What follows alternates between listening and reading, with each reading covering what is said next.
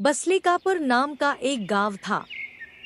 उस गांव में 5 चुड़ैल रहा करती थी। चुड़ैलों के आतंक के कारण उस गांव में कोई भी आता जाता नहीं था। यदि गलती से कोई अनजान व्यक्ति चला भी जाता था तो वह जिंदा वापस लौट के नहीं आता था। बसलिकापुर से हटकर कुछ ही दूरी पर जबलपुर गांव बसा था। उस गांव में लाल बहादुर नाम का एक सेठ पिज्जा का दुकान खोला था। लाल बहादुर सेठ की दुकान बहुत चलती थी। एक दिन सेठ अपने घर जाते वक्त अपने मैनेजर मनोज से बोलता है। मनोज, मैं जा रहा हूँ घर, तुम सारा हिसाब करके दुकान बंद करके चले जाना। और हाँ, वो जो स्टाफ राजू है ना, वो 2-4 दिन के लिए छुट्टी मांग रहा था। यदि तुमसे कुछ बोलेगा तो तुम छुट्टी दे देना। जी सेठ जी, आप बेफिक्र होके जाइए, मैं सब देख लूंगा। वैसे आप गुस्सा ना होवो तो मैं एक बात बोलूं? हाँ हाँ बोलो, जो बोलना है, थोड़ा जल्दी में हूँ। वो 5 तारीख को मेरी बेटी का जन्मदिन मनेगा तो मुझे भी छुट्टी चाहिए और साथ में थोड़ा पैसे भी। अच्छा, अभी मैं जल्दी में हूँ, कल आऊंगा दुकान पर तो तुमको बताऊंगा। हाँ ठीक है, तब अब आप जाइए। सेठ अपनी गाड़ी से अपने घर के लिए निकल जाता है। इधर सारी चुड़ैलें आपस में बात कर रही थी, तभी बड़ी वाली बोलती है। अरे संगीता, आज बहुत पिज्जा खाने को मन कर रहा है, जाओ ना ऑर्डर देकर आओ।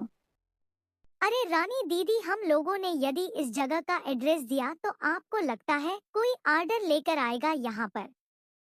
संगीता दीदी, एक काम करिए ना, आप एक औरत का भेष बदल कर जाइए और ऑर्डर देकर आइए। यदि उस दुकान में कोई नया स्टाफ आया होगा तो वह जरूर आ जाएगा यहाँ पर, आप जाइए तो पहले।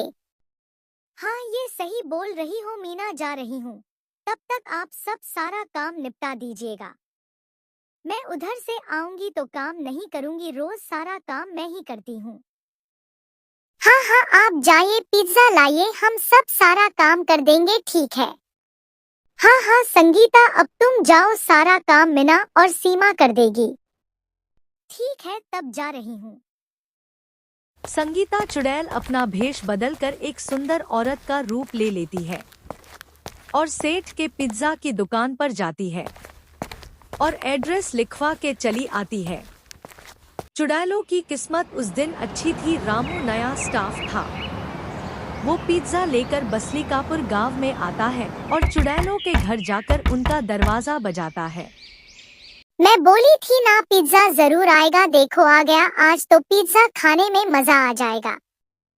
संगीता चुड़ैल जाकर दरवाजा खोलती है, जिसे देखकर रामू डर जाता है। अरे मर गया रे, ये तो चुड़ैल का घर है, पर ये चुड़ैल भी पिज्जा खाती है, मुझे तो आज पता लगा। इससे पहले कि रामू वहां से भाग पता, चुड़ैल उसे कैद कर देती है और सभी चुड़ैल मिलकर आराम से पिज्जा खाने लगती है।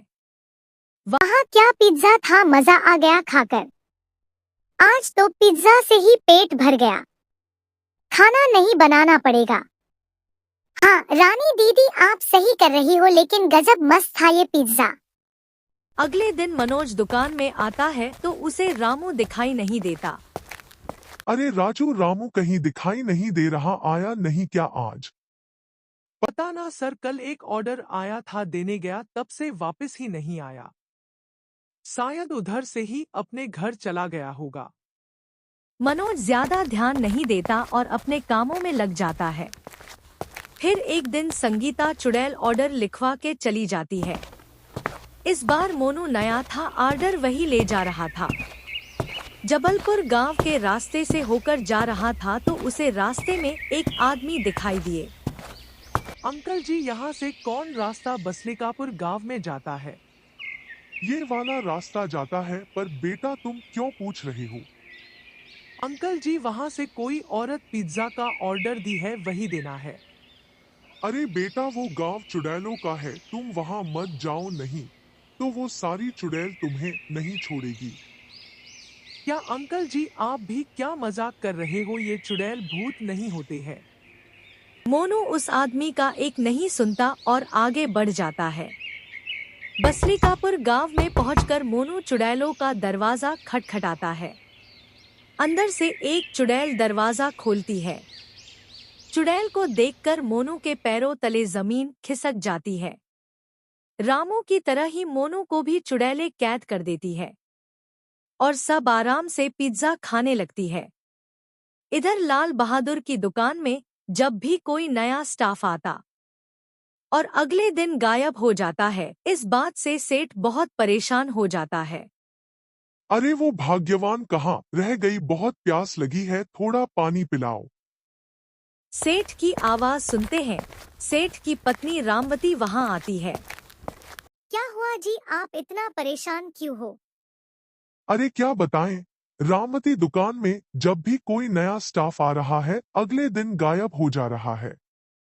मुझे लग रहा था कि उन सबको काम अच्छा नहीं लग रहा होगा तो काम छोड़ दे रहे हैं, पर आज जो गायब हुआ है सबके घर वाले आए थे, मुझे तो कुछ समझ में ही नहीं आ रहा है।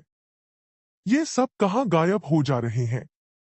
एक काम करिए ना, फिर से कोई नया स्टाफ को रखिए और उस पर नजर रखिए कि वो कहाँ और कब जा रहा है। इससे उन सब का भी पता लग जाएगा जो पहले से गायब हुए हैं। ये तुम सही कह रही हो, ऐसा ही करता हूँ।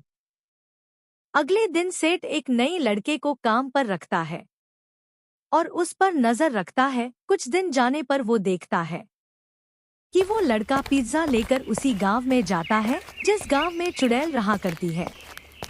सेठ भी उसका पीछा करते करते उसे गांव में जाता है। अरे ये तो चुड़ैल का गांव है, ये इस गांव में क्यों आया है? खैर मुझे पता लगाने के लिए इसके पीछे जाना ही पड़ेगा। तभी सेठ देखता है कि वो लड़का चुड़ैलों के घर में घुस जाता है। सेठ घर के जंगले से छिपकर देखता है कि जितने लड़के गायब हुए हैं सब चुड़ैलों के कैद में थे। ये चुड़ैल अभी तक किसी भी लड़के को मारी नहीं है, लेकिन कैद करके क्यों रखी है? अंदर जाकर पता लगाना पड़ेगा क्या माजरा है। ऐसे तो कुछ पता चलेगा नहीं। सेठ हिम्मत करके चुड़ैलों के घर में घुस जाता है। अरे ये कौन है जो बिना बोले घर में घुस आया? लग रहा है इसको अपनी जान प्यारी नहीं है। मैं इन सब लड़कों का सेठ हूँ, ये सब मेरे पिज्जा की दुकान में काम करते हैं, पर आप सब इन सब को कैद करके क्यों रखी हो? साफ सुथरा बात है, हम सबको पिज्जा बहुत पसंद है और जो भी पिज्जा लाता है उसको दोबारा गांव में नहीं जाने देते हैं कि यहाँ जाकर सबको बता देगा, फिर हमको पिज्जा खाने को नहीं मिलेगा, क्योंकि हम लोगों को श्राप मिला है कि हम लोग किसी इंसान का मांस नहीं खा सकते। आप लोग इन सब को छोड़ दो, मैं गांव में ऐलान कर दूंगा, उसके बाद आप सभी दुकान पर भी जाकर पिज्जा खा सकोगे। सेठ की ऐसी बात सुनकर चुड़ैल सारे लड़कों को छोड़ देती है और उस दिन के बाद जब भी उनका मन पिज्जा खाने का होता है वो दुकान पर जाकर खा लेती है। तब से चुड़ैलें भी गांव वालों के साथ हंसी खुशी से रहने लगती है।